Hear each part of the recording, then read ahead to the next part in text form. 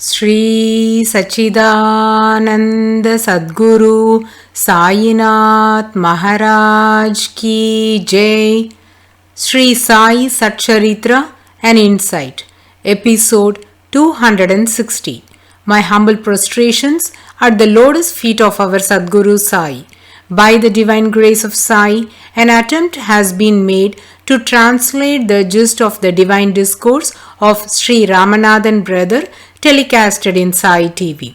This is purely done to share the glory of Sai and his divine teachings with more insight to the aspirants. Om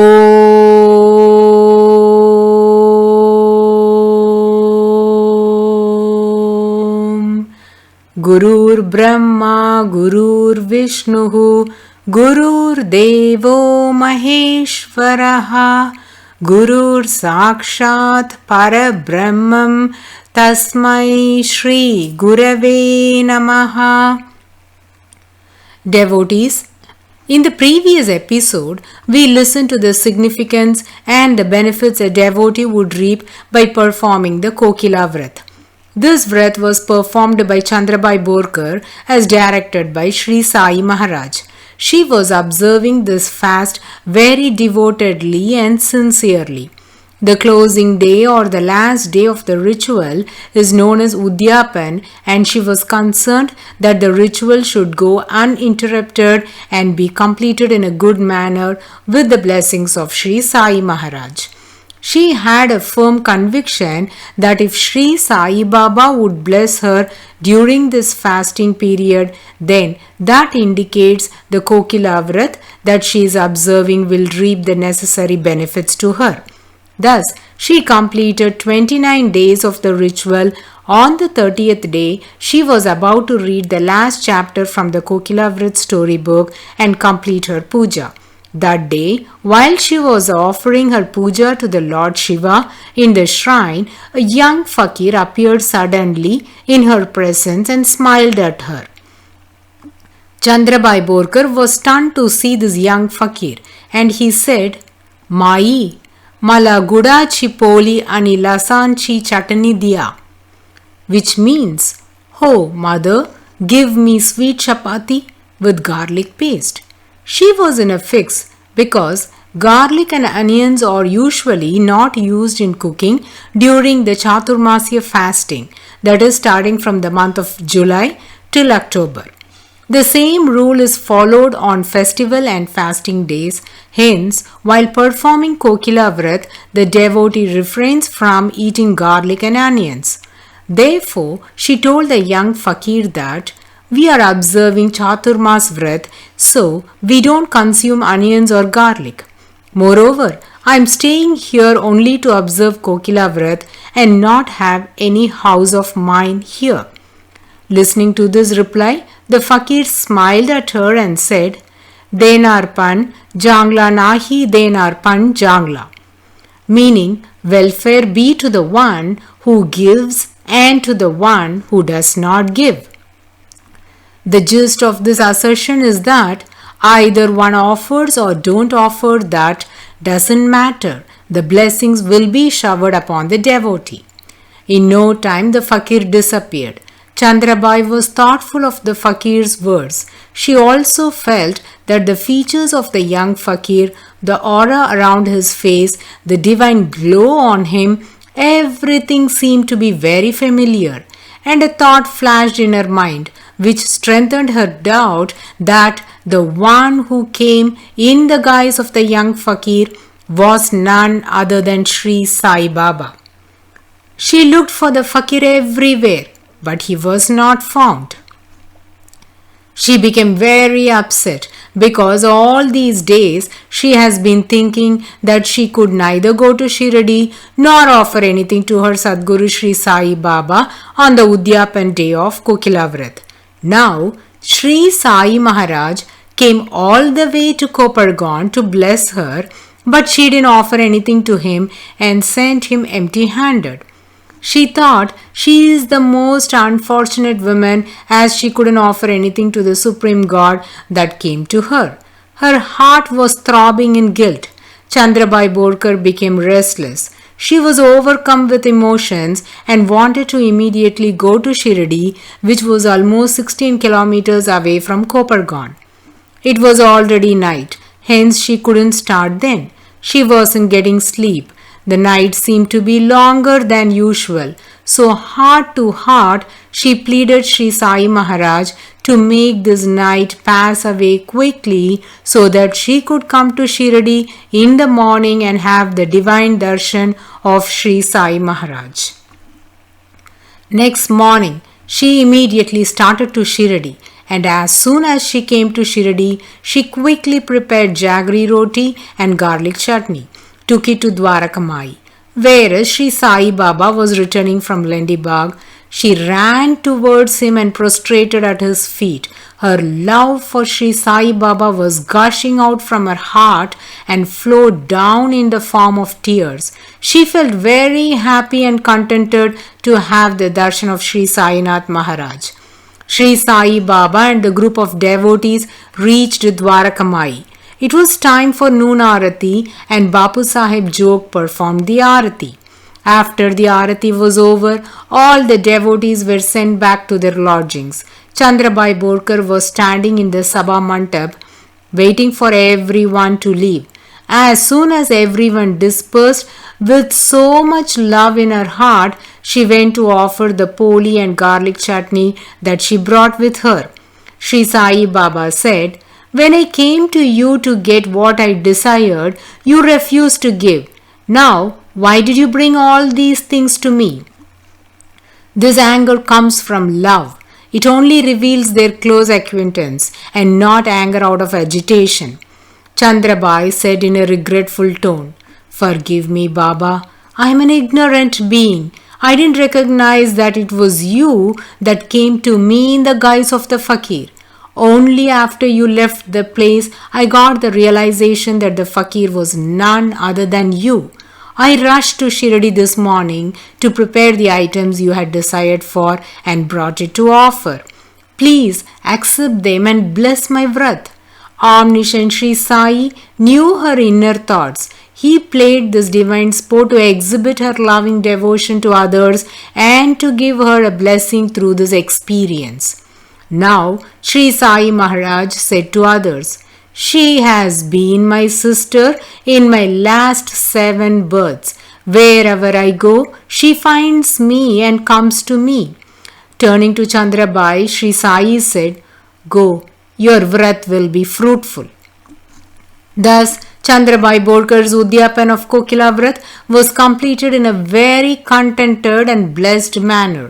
As per her inner desire, she finished the vrat at Shirdi by offering prasad to her most revered Guru, Sri Sai Maharaj. Chandrabai Borkar felt immensely happy as Sri Sai Baba bestowed a remarkable divine experience and blessings upon her. She was certain that as Sri Sai Maharaj had blessed her, Lord Shiva will also be pleased with her vrat and would grant her husband a long life. There should be a reason for Sri Sai Maharaj to instruct Chandrabai Borkar to perform this vrat. Ramachandra Borkar's lifespan would have been very short as future events testify this belief. He faced many hurdles in his life in the form of accidents. Every time, it was the grace of Sri Sai Baba that saved him from such challenges. So, in order to extend Ramachandra's lifespan, Chandrabai's marital association with her husband must be made strong. A woman becomes the wife of a man when he ties the holy thread around her neck, chanting the Vedas at the time of their wedding ceremony. This thread is the most auspicious one, hence it is known as Mangal Sutra, that is, sacred thread. The power of that thread must be strengthened so that Ramachandra Borkar leads a long life. Hence, Kokila Vrat was suggested to Chandrabai Borkar by Sri Sai Maharaj. This happened during the year 1908, and from 1908 until 1910, Ramachandra Borkar was working at Pandharpur. Following this, he was assigned a project by the railway department at Aswali in Nasik. He, being a civil engineer, was allotted a house in the railway quarters, which is usually located in the proximity of the railway station. The railway station of Aswali was clearly visible from the quarters in which Ramachandra was residing. Though the station was a little far from their house, as there were no houses in that locality, the visibility was good. Every day, Chandrabai Borkar would keep watching the trains from her house. One day, Ramachandra Borkar was returning home from the station.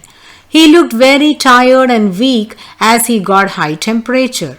Chandrabai became nervous seeing this plight, but then she remembered that she has the most powerful healing medicine, that was Sri Sai's holy ashes. This Aswali was a small town. There were no medical facilities. Her husband had no belief in God or saints. But Chandrabai made Ramachandra relax and asked him to lay down and rest. She then immediately took some udhi given by Sri Sai Baba during her visit to Shirdi, made a bundle and placed it under her husband's pillow. Then she began to place a wet cloth on his forehead to lower his temperature. Chandrabai Borkar knew the healing powers of udhi. She was sure that the holy udhi would relieve her husband from fever. Every time she went to Shirdi, Sri Sai Baba would send lots of holy ashes along with her. Chandrabai had a good amount of udhi at her home. Pujya Sri Narasimha Swamiji says, after Sri Sai Baba's Mahasamadhi, Chandrabai distributed the holy udhi to those suffering with ailments and problems. Chandrabai sat next to her husband's bed and kept a close watch on his temperature. To her surprise, rather than the fever getting reduced, it seemed to rise. She was fervently praying to Sri Sai Maharaj to reduce the fever. By 2 a.m., her husband went to sleep and Chandrabai also dozed a bit. Lo, at that juncture, Sri Sai Maharaj appeared in her dream vision and said, Bai, do not worry. Take a pinch of udhi and mix it in water and give Sri Ram to drink. Then smear a little on his forehead. He will sweat in a short while and get better soon. He will get all right. But do not send him outside after 11 a.m. tomorrow. See to that he stays at home. Sri Sai Baba would address Ramachandra as Sri Ram. The dream ended and Chandrabai Borkar woke up and Ramachandra was also awake. She immediately followed the directions of Sri Sai Baba, smeared some udhi on his forehead and mixed a little of it in water and gave it to him to drink. As professed by Sri Sai Baba, his fever reduced and was getting back to normalcy. Chandrabai Borkar told her husband about the dream vision and the instructions of Sri Sai Maharaj. Ramachandra had experienced the divine sport of Sri Sai Baba at Dawn railway station. Still, his faith was not firm.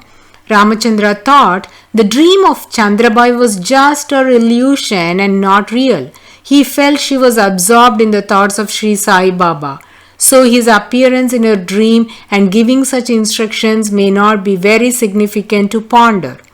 So he ignored the message of Chandrabai and at 11 a.m. he left home to go to his work.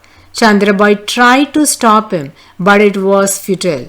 Chandrabai was greatly distressed, so she began to plead Sri Sai Maharaj to protect her husband. Meanwhile, Ramachandra went to the Aswali railway station to start his work for that day. There he encountered his friend and began to chat with him standing close to the railway track. At that very moment, a train was approaching the station on the railway track in which the friends were standing and talking. It was a passenger train from Manmad railway station to Mumbai. Chandrabai could see the train approaching the station. The track was curved in the area close to the railway station. So, the friends standing on the railway track couldn't see the train approaching the platform. What happened to these friends? How Ramachandra got saved from this accident? These mind-boggling leelas can be heeded in the coming episode. Bo to Sri Sai, peace be to all. Oh.